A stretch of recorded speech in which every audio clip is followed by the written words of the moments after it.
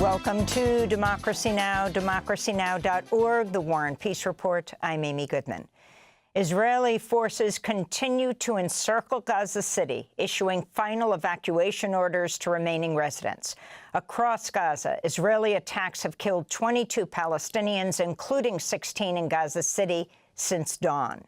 A newborn baby died in Gaza City's Al-Helu hospital as infants were being evacuated to escape Israel's onslaught. Al Jazeera is reporting at least 7 people were killed in southern Gaza's Al-Mawasi area that Israel designated as a safe zone. It comes as Médecins Sans Frontières, Doctors Without Borders, denounced the killing of its 14th staff member in Gaza, occupational therapist Omar Hayek. Meanwhile, UNICEF spokesperson James Elder recounted harrowing conditions at Al-Aqsa Hospital. This is just absolutely out of control. I promised myself the first story about being in Gaza would be just some of the incredible volunteers and the joy they're bringing to kids, even in hospitals. And I'm here, and the first room I'm in, there are 4 children who've all been hit by quadcopters. 4 children, and then we're in a makeshift ICU, a makeshift intensive care, because there are so many children, and all 4 of these children have been hit by quadcopters. 2 minutes later in the ICU, sitting with this little girl Aya, who is 5 years old, and she died in front of us. It comes as Hamas is reportedly demanding key revisions to President Trump's ceasefire deal. A Hamas source tells The Guardian the condition to disarm would be difficult for the group to accept. Far-right Israeli National Security Minister Itamar Ben-Gvir taunted the global Samud flotilla activists taken into custody by Israel on Thursday. There were more than 400 of them, pointing at them and calling them terrorists. Reporters Without Borders said there were more than 20 foreign reporters on board the flotilla. Meanwhile, demonstrators took to the streets all over the world, from Karachi, Pakistan, to Barcelona, Spain, in response to Israel capturing more than 450 activists. Italian students occupied universities and Italian unions calling for a general strike for Friday, with more than 100 marches expected across Italy. Protesters also took to the streets of Athens, Greece. We demand that all the participants who were there be freed now. We are here to shout again for freedom to Palestine, and we demand that our country stop any cooperation with the murderous state of Israel, which has been intensifying the genocide of the Palestinian people, with the support of the United States, NATO, and the European Union. We'll get an update on the global Samud flotilla later in the broadcast. Here in New York, more than 1,000 rabbis, Jewish peace activists, and their allies led a protest Thursday demanding a permanent ceasefire in Gaza and an end to U.S. arms transfers to Israel. They gathered at Brooklyn Borough Hall for a mass public memorial service, the Yizkor service, on Yom Kippur, the holiest day of the Jewish year, known as the Day of Atonement. After the ceremony, nearly 60 people were arrested as they nonviolently blocked traffic to the Brooklyn Bridge. This is New York City Comptroller and ally of mayoral candidate Zohran Mamdani, Brad Lander.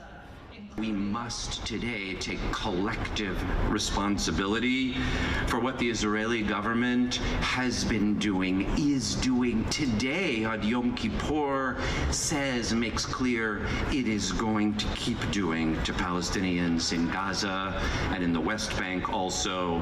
The bombs funded by our taxpayer dollars in the name of the Jewish state, but a desecration of Judaism.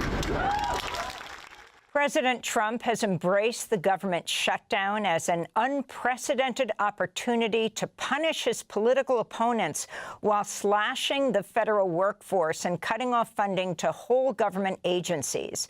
On Thursday, Trump said Budget Chief Russell Vought will have the power to decide if cuts should be temporary or permanent.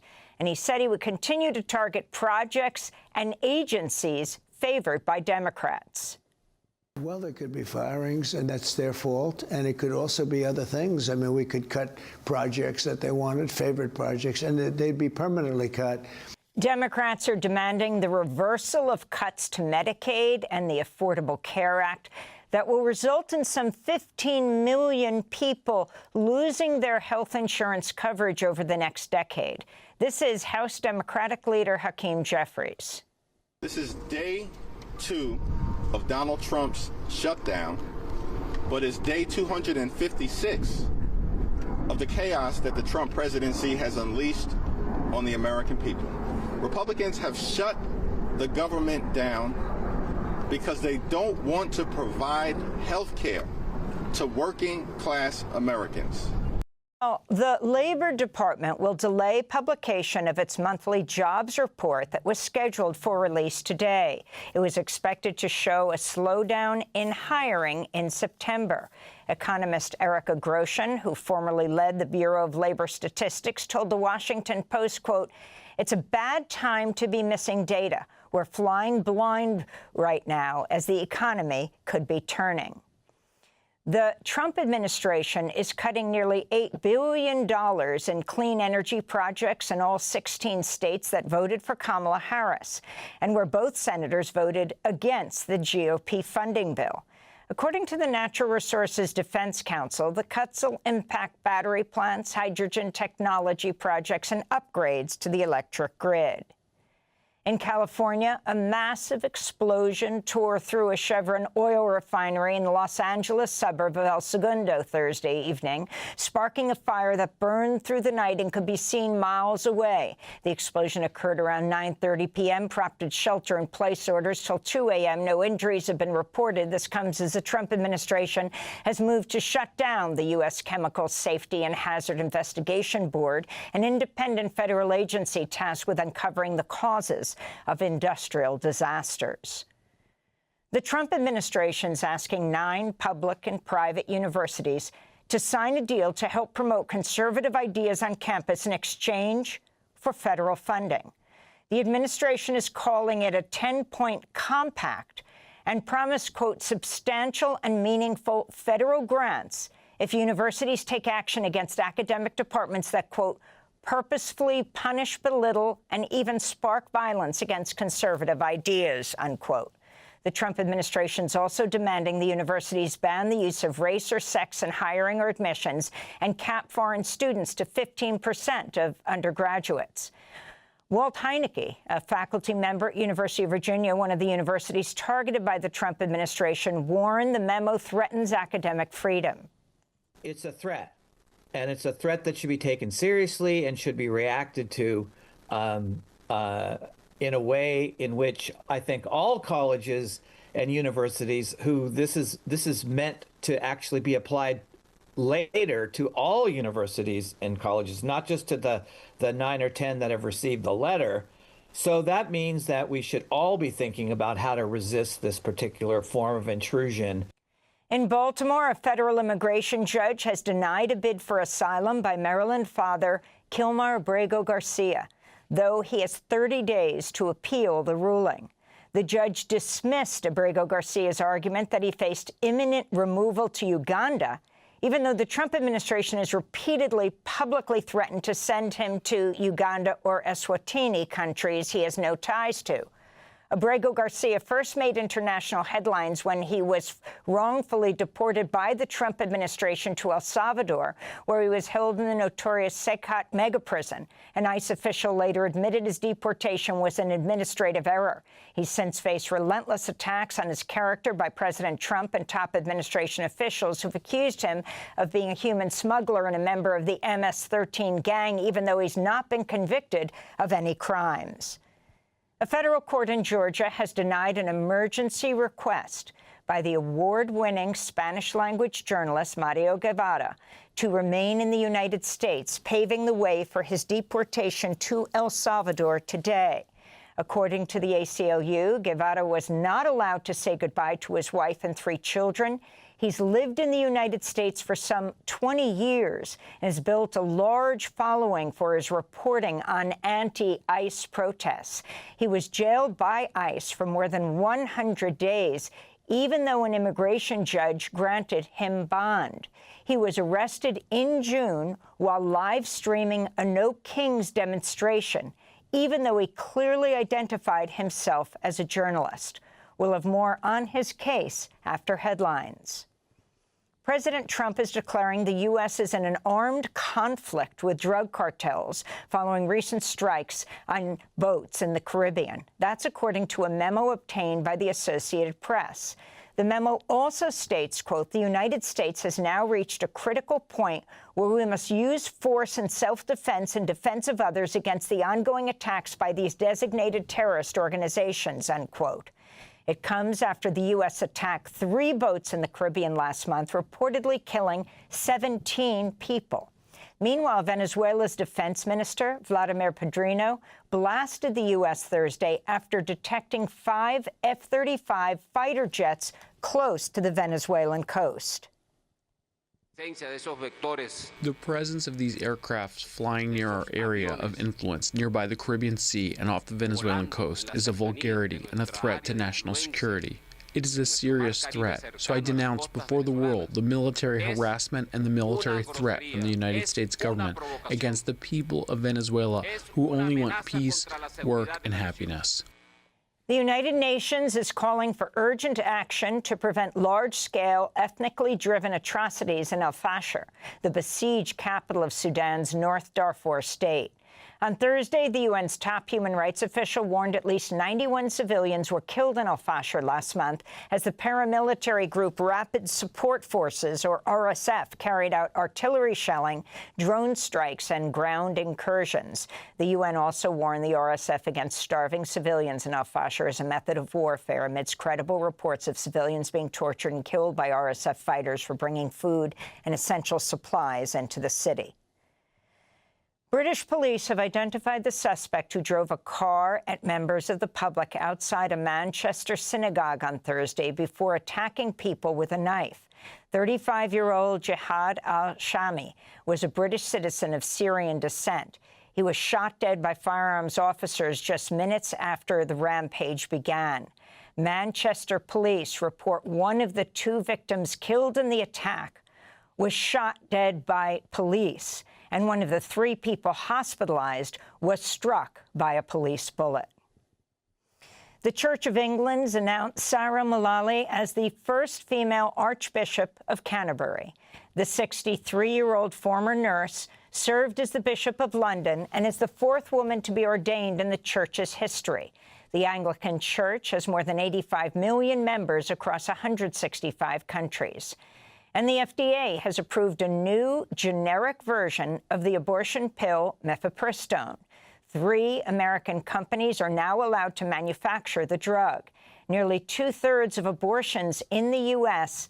are conducted by medication. And those are some of the headlines. This is Democracy Now!, democracynow.org, The War and Peace Report. I'm Amy Goodman. Thanks for watching Democracy Now! On YouTube. Subscribe to the channel and turn on notifications to make sure you never miss a video. And for more of our audience-supported journalism, go to democracynow.org, where you can download our news app, sign up for our newsletter, subscribe to the daily podcast, and so much more. Hello guys, welcome to a new edition of React Today as part of the World Project. After the last edition, we have seen many changes that as we have anticipated, because there's nothing new. If you follow my program, you will understand why. And it's because it's easy to see where the way of the United States and Israel is all about. And they just have declared war against us, the country, and the world, by saying that they're going to fight whomever opposes them. We have seen that with Peak Hesed conference with more than 800 top brass military servicemen with more than 20-30 years in the service, who knows better. I have mentioned this before this happened, and that is that whether they have way more experience than the new head of the Department of War, not the Department of Defense anymore. Well, this young fella, who is a pretentious young fella, pretends that he knows better than the generals. I have to say I don't see any difference whether the generals with 20-30 years more experience than him will do, because they do as the United States of Israel tell them to do. So there is no big difference. What is difficult for them to swallow is that a young kid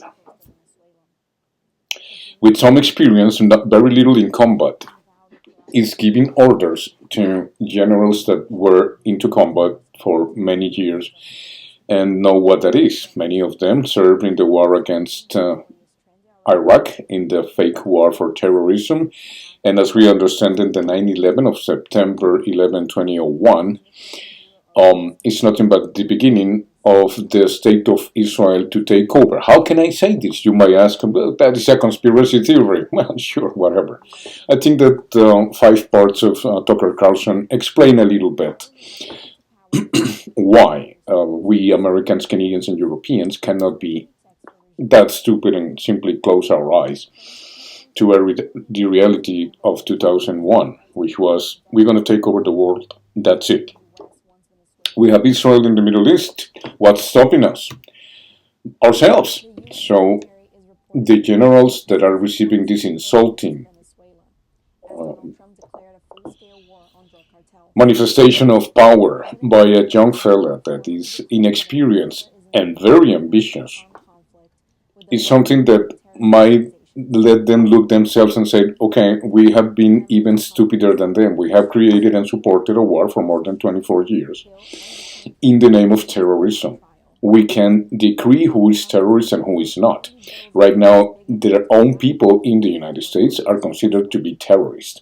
They're using the tactics that have been proven, quote unquote, and demonstrated on the theater of war, according to Israel, which is the A200, which is Palantir, which is TikTok now, that the Jewish state have bought off TikTok, and I don't see the difference why is any different if China was controlling TikTok. Now that Israel is controlling TikTok, among other things, in the United States. And 36, 37 states in that country are their politicians are for Israel. We have seen how the people in America are saying, "Hey, man, this is enough. We like to live in peace with everybody." But on TV, you'd think that our enemies are fat generals, the city of Portland, Trump's political enemies, and DEI. And it's a really low point for the division that's supposed to exist between our partisan politics and our military. The shining part of it, the silver lining, if you will, is that the generals kept their military bearing. Yeah. They didn't applaud, they were stoic, and they showed why they are the guardrails that are protecting our military and much of our democracy from what is a very extreme political agenda that from Hegseth sounded kind of like a culture war TED Talk, rather than a proper, respectful address to our senior military leaders. I want to play a little bit more from Hegseth. This is where he's talking about those pesky rules of engagement. We are preparing every day. We have to be prepared for war, not for defense. We fight to win. We unleash overwhelming and punishing violence on the enemy. We also don't fight with stupid rules of engagement. We untie the hands of our warfighters to intimidate, demoralize, hunt, and kill the enemies of our country. No more politically correct and overbearing rules of engagement. Just common sense, maximum lethality, and authority for warfighters. Troy, I mean, is the argument here, let's go back to like barbarian warfare where there are no rules of engagement, everything goes, you know, no such thing as a war crime, you can do whatever you want? Is that the argument? So warfare is fundamentally something that is very hard to write down in the international law, the law of war. I would say what we heard here today was not a speech for the pundit class or the journalist class or even the generals and admirals in that room. I think it was a speech for the warrior class. And he spoke about the warrior class a lot in his book, on his show, and he's building that military. And by warrior class, he means the few families across this country and the same towns that have, since we become an all-volunteer force, have consistently bore the brunt and the sacrifice, especially in the post-9/11 era, of that service. And I think he's speaking directly to them. And these are the 65% of the veteran population that voted for the Trump-Vance ticket for President Trump. But And that's what I think is what is the message? What's the message to them? Is the mess again? I think my question is the message is come back. We're back. In a concrete way. When he says the stupid rules of engagement, let's also remember that this is the Pete Hegseth who lobbied President Trump to pardon people who were convicted of war crimes. So is that what we're saying? We're okay with war crimes now? I mean, obviously, we're okay with war crimes. We support a country that's committing atrocities right now. But I mean, the United States military. Yeah, that's what he's saying. He's saying the rules are actually written down. They're called the Geneva Convention, and most of the modern world and Western world abides by them because it's a code of conduct. It's what holds us above the standards of our enemies. But the audience was not the warrior class. It wasn't the generals. It was the TV cameras. It was the base, and maybe it was the world in some way because they wanted to say, look, we have control over the most powerful military on the planet. And there's nothing that the Democrats or the moderate Republicans or anyone else can do. So it was a giant flex of their culture war, of their ideology, of the way they want to reimagine not just the military, but the country. That's really what this was. And that's why I think it's such a low point for our military, because they're again being dragged into some of the most divisive issues of our time. For over 2 decades, we've been fighting wars to fight them, not to win them. And we need to build a military. Did you and I not fight to win? We fought to win, but the politicians and a lot of senior leadership did not fight to win. Why do you say that? A lot of those We didn't have clear goals. A lot of those senior leaders in the room, we did not have decorated veterans who served in We Iraq did not and follow a doctrine that goes in with overwhelming force. It felt pretty overwhelming at times. Right, but we stayed there for 20 years, and we abandoned it. We had the fall of Saigon on live TV with people falling out of an airplane. Troy, are you arguing that there was not the use of overwhelming force when we bombed the crap out of Iraq? Is that really the argument? So who is like giving the orders for all the GHF operations? Great question, sir. I was told very explicitly, directly to my face, that our client is the IDF. Your client is the IDF. Our client is the IDF. And this came out in a discussion once where I was in the control room. I was on I was on control room duty that day. We had shifted responsibilities on a rotational base. So I was in there that day with the radio observing site number 2 distribution. A Palestinian man had picked up some children to let them step on his shoulders to get onto a berm because they were being crushed in the crowd. Site 2 is very small, smallest of all 4 sites. And these children are being crushed, and you pick them up there and put them up on the berm. And the Israeli Defense Forces liaison officer in the main control center with us comes up to the screen that I'm watching, and he says, "Tell your men to get them down." I was like, "We got this under control." I was like, "I know they know what they're doing. No, they're children. Let's calm down. Mm-hmm. Get them down now, or I will." Well, there's no IDF on the site, so I didn't take it as much more than just being bombastic and like, okay, like, hey, we got this. He leaves and goes to his desk in the operations center, and he gets on the radio and he speaks something on the radio. It was in Hebrew. I don't speak Hebrew. One of the contractors that was there was American that did speak Hebrew, and he notifies me. He said, "Hey, he just told the snipers at the IDF position, because the site number 2 is co-located with an Israeli base." Mm-hmm. He said, he just told the snipers to take these kids out. I was like, "On the radio?" He's like, "Yeah." This lieutenant colonel then comes back up and he says, "Get them down." And I look at him and I say, "Did you just call on the radio and tell your men to shoot them?" And he said, "I'm going to take care of this if you don't." I said, "You are not going to shoot. You are not going to shoot children. You're also not going to shoot because if your men miss, you're going to hit others. You're not going to shoot."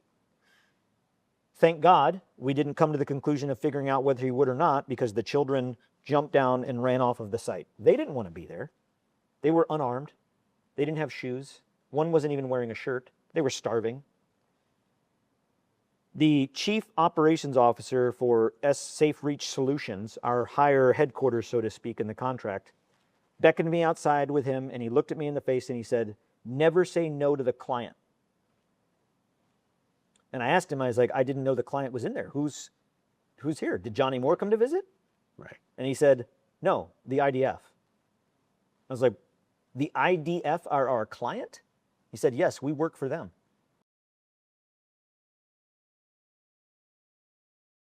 according to Mr. Hexet and Donald Trump's infantile, childish presentation to the top brass of the United States, is not only ridiculous but very dangerous to force the country and the world to see how the most powerful country in the world is declaring war on everybody. And who is in charge of the United States if not the State of Israel? We have proven that for more than 10 years in this program. And not only them, we have seen the United Kingdom Prime Minister, we have seen the Prime Ministers in France, in the European Union, we have seen the people in Australia and New Zealand, the Prime Ministers and Presidents, unknowingly repeating the discourse of Israel in not only the United Nations, but in the head of a state of the most powerful country, in this case the United States of Israel. It's not of America, it's not for America. And we all know that. So when we see this, the dangers of this, implications of this are staggering. For example, another issue that is happening now that you have seen the context of democracy now is that the United States is going to war against Venezuela, just as I anticipated. Also, I anticipated, just to tell you guys, the 5% increase on military investment from their GDP. They say it's investment, but it's not an investment, it's an expense. And why is an expense? Because while very few people that work in the arms industry in Europe are going to benefit themselves, the rest of the people are going to be denied the services and the welfare that they deserve for being a European state that has characterized Europe for the last century, we'll say from the 20th century, maybe the end of the 19th century and the 20th century, for being some, if not the most democratic countries in the world. And I'm talking about not only the European Union itself, the 27 countries, but also NATO countries that are now 33, and includes Sweden, Norway, and Finland, which were neutral in the past, even though we have spoken before how Finland and Sweden attacked Russia in the past.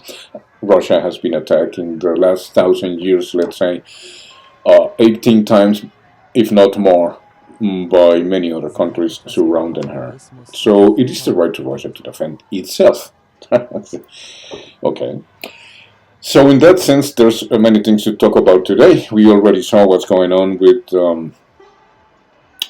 Israel destroying, as always, and nobody's stopping it. And that is why the nations of the world are sick of what's going on and watching an infantile discourse by a soldier that believes he's a G.I. Joe and pretending, as you have heard of him, that unless you are special forces, you can let your beard grow. We're going to, these beardos, as he says, we're going to take them out, whatever. Any fat soldier is going to be considered for destitution, etc. Why? Because he's a little overweight.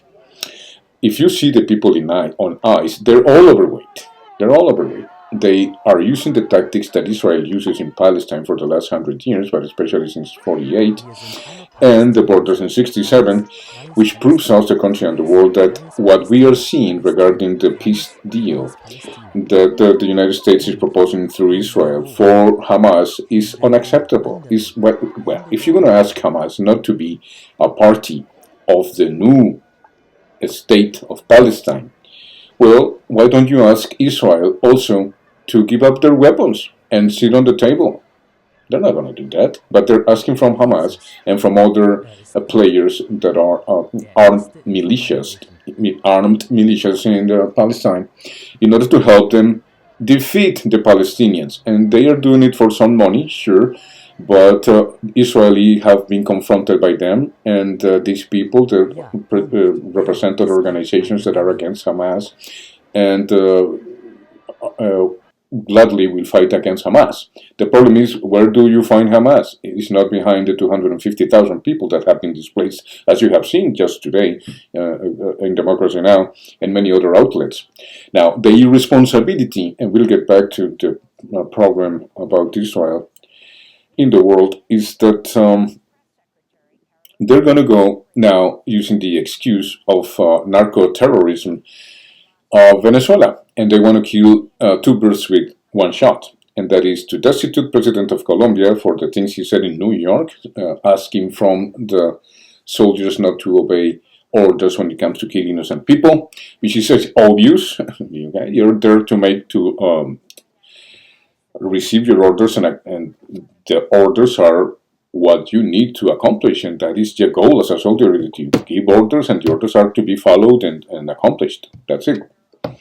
But even a soldier has the right to say, no, in good conscience, I decide not to kill these people. So these people to me are innocent, so I'm not going to kill them. And that has resulted in many issues, in many cases where soldiers that said, hey guys, this is not fair, end up being killed by their fellow soldiers because they're trigger happy and they want to kill someone and they just are unstable enough. And that has been proven through the last 2 decades, especially since September 11, 2001. Because soldiers came from Iraq and Afghanistan and started committing suicide, because it's not fun to kill innocent people. It's not fun to take fingers as mementos of the killings that they made, like it happened in Afghanistan and Iraq. There are more than 1 million people displaced. The aftermath of the war was way longer than it was, way more harmful than before. And we have to keep in mind that the fact that the war is over doesn't mean that the consequences of war are going to finish right away. We have seen that in Europe after the Second World War, and we have seen that in Rwanda and many other countries that have suffered genocide, etc. Places in Central and South America, Guatemala, Honduras, Salvador, Colombia, Chile, Argentina, all around Central and South America. And now, because the United States, in their new policy, which is Israel policy, what they're doing with ICE, with covering their face, these chubby soldiers and chubby police are going there and insulting people, being hard on them, pushing for a civil war where people are going to protect themselves, which is their right according to the Constitution, and to protect their country from enemies within the United States. The United States is at the verge of a civil war if President Trump and keep supporting with the Congress and keep being the United States of Israel with the United Kingdom of Israel, with the Australia of Israel and the New Zealand of Israel, the European Union of Israel. The problem that we are seeing is that the State of Israel, regardless of what the public opinion says, and I'm talking about everywhere in the Western tradition, as I explained in my last show, and I have been said for the last 10 years, it's that they don't give a damn, and whomever opposes them, white, brown, black, or dark skin, whether Latino or whatever, even though Israel is filled with people that are not white, they just go to different countries, change their names, and mix with their races, but they always keep their belief that Israel is a unique state and God is with them, even though the bloodlines don't exist any longer. The state of Israel is exactly that, according to the Judenstaat. The Judenstaat is not only the supposed accomplishment for a state of the Jewish people, but it's whomever decides to be far right of whatever race, black, white, etc., in order to say, I stand with Israel, I will support Israel because it's strong, and I don't care if I have to kill my family, my cousin, my brother, I don't give a damn if he thinks differently, it's wrong. We are for taking over the world, because that's what Hexed and Donald Trump, with their ridiculous approach to the top brass of the United States, show us a country in the world, and that is how ridiculous, how incompetent the government of the United States is. And not only that government, here in Canada, the government of the United States is asking for $150 billion for a Golden Dome that is not going to work and is excessively overpriced. And not only that, we don't need to pay for it. Just in case you haven't noticed, here in Canada, the housing prices are impossible to buy. They're saying that there's new neighborhoods, but I don't know for whom. And not only that, they are taking 200 up to 300 out of age. That is the assistant insurance support for handicapped people. They're cutting up to $300 out of the people on age. And this is just the beginning. They are saying that they're going to put 3,000 new teachers to work. That's awesome, only in Alberta. But for what purpose is that?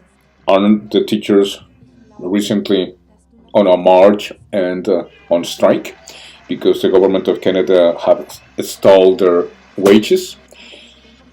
So when we see that Canada is following the steps of the United States, this is very worrisome to me. And to the majority of us Canadians, we can see many other parties and many other marches. Even though they can be pro-Israel, they are not necessarily for what the government is doing with these new policies of austerity. Canada is a plenty-worthy country, not only because of its people, its history, but because its wealth is for Canadians, but apparently it's not. Like in the United States, all the wealth goes to the super rich, like we have seen. Now, the new owner of TikTok, I repeat, is an Israeli guy, pro-donors. Everything is about donorship. And when you put donorship above the Constitution, the Bill of Rights and Freedoms of your citizens, you're not only corrupt, you're committing treason to your own country. More Canadian aid is on the ground in Gaza tonight, dropped there for the very first time by a Canadian military plane. And CBC News has exclusive access to that mission. From the air base in Jordan to the sky over Gaza, we're there as tons of food is loaded up and let go. That aid meant to alleviate the growing desperation in a place humanitarian groups warn is slipping into famine. Gaza health officials say starvation and malnutrition are claiming lives, at least 5 in the past day alone. International pressure to get more aid in is growing. Susan Ormiston takes us into that Canadian mission for an exclusive look at how it was carried out. A first flyover Gaza for the Canadian Armed Forces, a Hercules C-130 carrying nearly 10 tons of food aid. Strapping down life-saving food for people trapped at their breaking point. Boxes full of tins of fish, pasta, rice, oil. One box could sustain a family for a week, the government says. Canada understands that airdrops are insufficient to meet the full needs of the people on the ground in Gaza. However, when there's this level of human suffering, inaction is not an option. We were not allowed to get on the Canadian aircraft because of Israeli restrictions and risk considerations. However, we were invited to join a Jordanian airdrop, and that's what we're going to do. This Jordanian military flight is carrying its own food pallets, taking off just ahead of the Canadian one of 7 airdrops on Monday involving 6 countries, as Israel has reopened an air corridor in response to unrelenting pressure. We cannot show you what we see outside these windows. The Israelis have forbidden any media images of what's happened down on the ground, but we can see the flattened landscape of neighborhoods. Gaza is on the brink of famine, according to health metrics, but this is an ineffective and dangerous way to distribute aid. And away it goes. 3 tons of milk this time. No way to track exactly where it goes or who gets it. Except from the ground. A videographer working with CBC News following an air tracker captured these images at the same time the Canadian flight made a drop over Gaza. Every parachute ignites a desperate race, leading to chaos. Brutal fights for food, says Mohammed Mumar. Look at the humiliation, just so I could get it. We died to get this. Look over there, weapons, lots of weapons. Every grain in the sand is precious, but only the most aggressive, even the youngest, can dig it out. That's why critics call airdrops a last resort, more symbolic than effective. as lineups of trucks with hundreds of tons more food are stuck just outside Gaza's borders. Back at the base, the Canadian Hercules returns. Mission accomplished successfully. Obviously, we're extremely proud. There are people that are very much in need of that aid on the ground, and for us being able to deliver that aid, it feels very good. The pilot did his job, but planes can't cure hunger. Susan, Israel controls access to Gaza. What is its stance on food assistance? Well, Israel accuses Hamas of stealing food and also deliberately holding it back from Israeli hostages. Every day, the food crisis is becoming more of a political bargaining tool, and it's pretty fluid. For example, we're told that the Canadian mission Monday was a one-off, that there are no further plans to send Canadian planes with aid over Gaza, at least not at this time.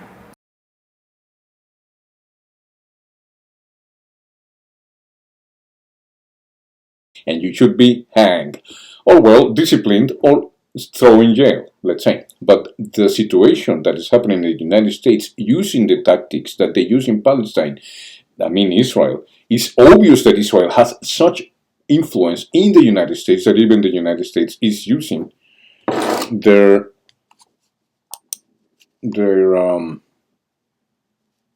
military and their police against their own citizens. It doesn't matter if you're white or whatever. And getting back to the state of Israel and all the people that want to serve the state of Israel, even though they're black, Latinos, etc., you're not going to be welcome unless you have served in the military. But as the military and 82% of the people in the state of Palestine are for the genocide in Gaza, yeah, they want to kidnap people back, and that's okay, sure, I agree with that. But they don't give a damn. They just want their hostages back and then keep killing, no problem. We have no problem if you keep on doing it. We have America behind us. America is like European General Secretary General of NATO said, Daddy, he dares to call Daddy, shows the incompetence, the corruption, the mediocrity of our leaders, especially when 46 countries that are being represented in the flotilla that is running towards Palestine has been literally sequestered, and not only sequestered, but let's say kidnapped, like Hamas did, but to 46 countries that are part of the flotilla that is navigating towards Palestine in order to serve them with food and medical assistance, and just to be there and contribute to the outstanding genocide that is being committed against them. But no diary today, not The Guardian, nor Le Monde, nor the New York Times, not in Central or Latin America, nobody is speaking up against the kidnapping of more than 400 people representing 46 countries by the state of Israel. Even though they said what you are doing is illegal, we are in international waters, this is illegal, you are committing genocide, and what we are doing is according to international law. That's what the representative of one of the Palestinian supporters, the flotilla, smooth flotilla, spoke when they were being boarded by the unlawful and rogue state of Israel, who do not recognize international law, don't recognize any law. The same is happening in the United States with President Donald Trump, who has appointed judges in order to support whatever he says, even though it's against the Constitution. So that is treason to the country, and makes you wonder if we knew that President Trump was going to be the best ally for a genocidal country in order to take over the world, because that's what they're doing when Israel and the United States come together. And Mr. Hegseth said that they will take away every soldier and every admiral and every person that has right to its pension. If they don't abide by Mr. Hegseth and Mr. Donald Trump, they will be outset from the service without pension and with no benefits whatsoever, etc., because they don't want to abide by the United States of Israel any longer. So what does that tell us, a country in the world? Something that we need to know, and that is that we do not agree, not in the Netherlands, not in Europe, not in France, not in Italy, especially now that Italy and Spain withdraw their assistance and their support for the so-called fleet. And they push it down and they say, no, we're Israel, they pay us well, we are making enough money, we are part of the elites of this world, so the people can go to hell. There's only going to be 500 million people in this world pretty soon if Israel and the United States gets away with it. And we, the majority of the people, we have no part on this according to our elites and the government positions. The people that are supposed to represent us, they're nothing but corrupt people. And it doesn't matter if they're hundreds of thousands. They are to be jailed and submitted to a real court, Nuremberg 4.0. This is the sentiment and the will of this show. So, why would I say this? Because there's documents, because there are United Nations charters, because there's Geneva Convention, because there is documents that were created after the horrors of the First and the Second World War that are being wiped out Israel and Americans and everybody that is possessed by the sterile, corrupt state of Israel in the United States and all the European tradition. Not the peoples, but the political class who says, no, well, I got $1 million, I got 20,000, I got 500,000 from ADL, from the whatever lobbyists, etc. Plus I have lobbyists from Saudi Arabia, plus I have lobbyists from this and there.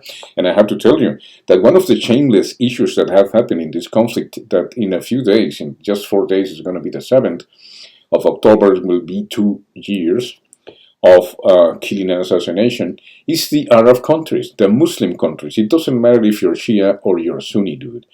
The fact, the same with the Catholics and the Protestants. It doesn't matter Catholics and Protestants, Sunnis or Shias. You are betraying your own God, and that is something that shame on you, especially the super rich states, Saudi Arabia, United Arab Emirates, Bahrain, and the country that was attacked just recently, 3 weeks ago. Oh, I apologize, I'm sorry, says Netanyahu, and that's all. So keep on running to the asshole world that we are living. As long as we are rich, we don't want our cities to be attacked and destroyed. Our vanity is way superior than the suffering not only of Palestine, but whomever opposes the colonization of the world by the United States of Israel, the United States of Israel, and everybody else.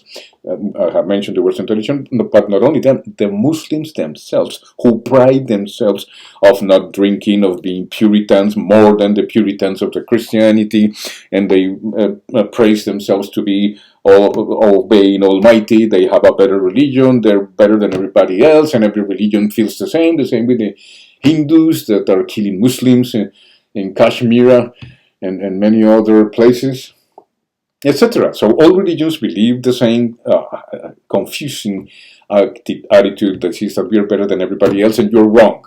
So as long as this stupid attitude keeps on being a part of the stupidity and incompetence, we the people notice that. In case you don't notice, Muslims, Christians, and Jews, we do.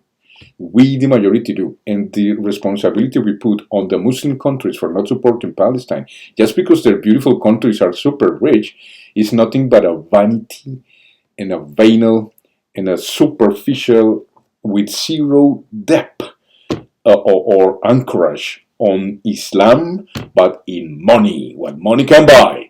And they pretend that only the rich are loved by God, and they cannot get in trouble with Israel because Israel is a common interest, and we have common interest with America, we have common interest with Israel. And if Israel is the beautiful baby of United States and Europe, well, we have common interest with Europe and the United States. No, they can attack Qatar, sure, no problem. They only kill one guy, and yeah, sure. Okay, this cowardness have never been seen anywhere in the history of the Muslim world. Never. And that's the battle of the trenches. I can speak about the battle of the trenches. I can speak about how Islam says nobody is superior than the other, not the black or the white upon the black, blah, blah, blah. And all these religious matters that Muslims believe so dearly, and whoa, they go crazy if somebody criticizes them, serve for nothing. And for the last 2 years, they have proven that they are nothing but working for common interests, and that is the problem. When with the Jews, not with the Jews, the only country, if we can call it country, that is benefiting since 2001 is Israel. The United States of Israel. Israel is the only country that has benefited from this. Now, a 20-year-old serviceman in the United States has been fired from his service because of things he put on Facebook. So now we have Facebook, we have Google, we have YouTube, we have all these platforms that are controlled by Jews. Okay, prove me I'm wrong then on this one. And platforms like mine that have been created 10 years ago and supported for the last 4 years by myself only have no chance whatsoever in serious entrepreneurship that are supposed to be Canadian flag. We support entrepreneurship, we support this and that. Yeah, when it comes to my company, communications, zero support whatsoever for my company. That means that even Canada is being bought off. If we consider that the Prime Minister is a banker that worked for the Bank of London and the Canadian Bank, okay, my God, if you don't know anything about the Bank of London, it's nothing but a laundering money operation that has hundreds of years in the works and has a lot of experience destituting and helping to destitute presidents, economies, etc. all around the world with the Americans, and now, of course, the State of Israel. And all of them obeyed like prostitutes. Prostitutes have more dignity than the leadership of our countries when we see 46 countries represented in a flotilla and now being attacked and kidnapped by the State of Israel, man, because of common interests. What is a common interest? Nothing that has to do with us, the country, and the world.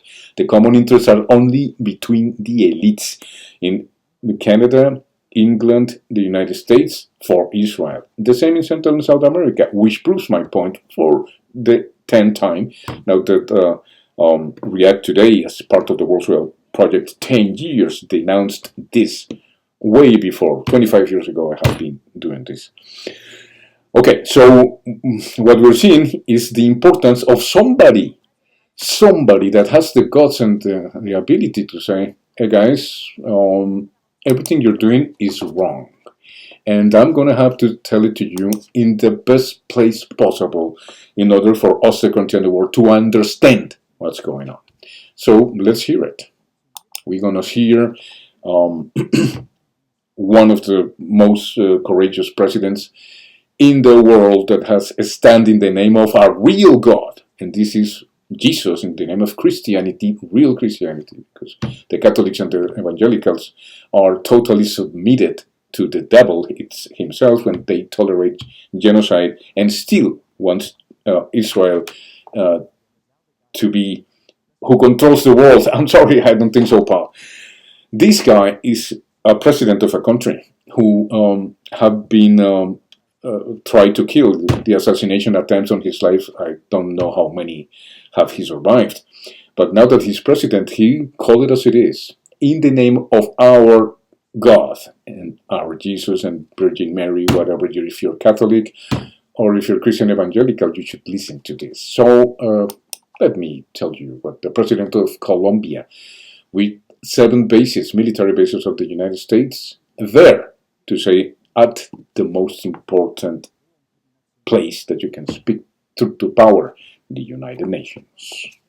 The Israeli soldier who told the media that in Gaza he felt like we were the Nazis and they were the Jews risks expulsion from Harvard University. Not for what he did, but for what he said. He is a student at Harvard University, and as students do, he had gone back to Israel to get into uniform, climb behind an automatic weapon, and go killing Palestinian children in Gaza. And he would ordinarily have been welcomed back at Harvard.